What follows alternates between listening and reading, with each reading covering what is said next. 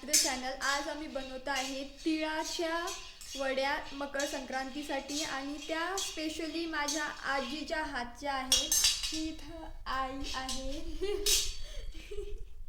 आणि ह्या इथं आम्ही खाली तिळाच्या वड्या बनवतो आहे किचनमध्ये आणि ते कशा बनवायच्या काय बनवायच्या ह्या व्हिडिओमध्ये आपण पूर्ण बघणार आहोत आणि कीप वॉचिंग, स्टे कनेक्टेड.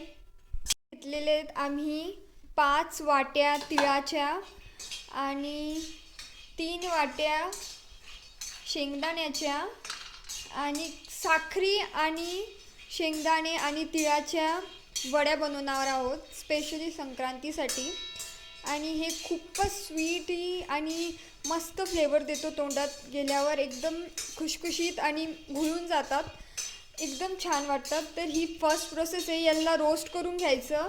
की आता कसं रोस्ट करते आहे आई तसं रोस्ट करून घ्यायचं आणि त्यानंतर रोस्ट करून घेतल्यानंतर परातीत किंवा तुमच्याकडे जे पण कंटेनर असेल त्याच्यात काढून घ्यायचं आणि थोड्या वेळापर्यंत थंड होऊ द्यायचं आणि त्यानंतर मिक्सरमधून ग्राइंड करून घ्यायचं. ती अशी चालू आहे तयारी.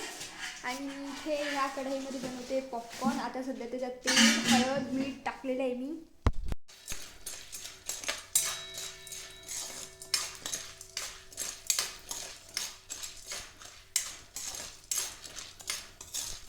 आता शेंगदाणे दळलेले आहेत आणि इथे पॉपकॉर्न तयार होत आहे. मी आताच पॉपकॉर्न लावले आणि आता डबल आई ग्राइंड करते शेंगदाण्यांना. सो आता तिळाच्या वड्या भाजून ते सामग्री सगळी भाजून झालेली आहेत. आता करते. पॉपकॉर्न झाले आता आणि हे सगळी सामग्री जी दाखवली होती ती सगळी ग्राइंड करून झालेली आहे. हे तीळ आहेत आणि हे शेंगदाणे आहेत. तर ते सगळं ग्राइंड करून झालेलं आहे आणि त्यानंतर आता पाक बनवायला ठेवलेला आहे आणि या सारणामध्ये आम्ही आता पाक टाकणार. हे आहे तीळ आणि हे आहे तीळ आणि हे आहे शेंगदाणे. सगळ्यांची छान मिक्सरमध्ये पावडर करून घेतलेली आहे आणि त्यानंतर त्याच्यात पाक टाकणार. पाकाची कन्सिस्टन्सी कशी घेणार आहे आई? म्हणजे पाक किती जाडा किंवा पतला घ्यायचा? एकदम घट्ट, पक्का पाक.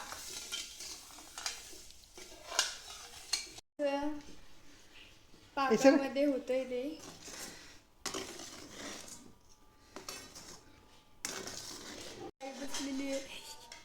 चांगला हलवते आणि खाली आई खिसतीये खोबरं. तर हे आईने पाकामध्ये टाकून दिलेले सगळं सारण. किती वेळ हलवायचं याला? हलवायचं ते वेळ. पटकन सांग. अगं ते आवडून येईपर्यंत हलवायचं ते.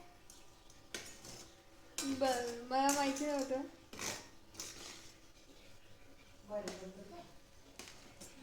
की आम्ही पाक बनवतोय आता वड्यांसाठी.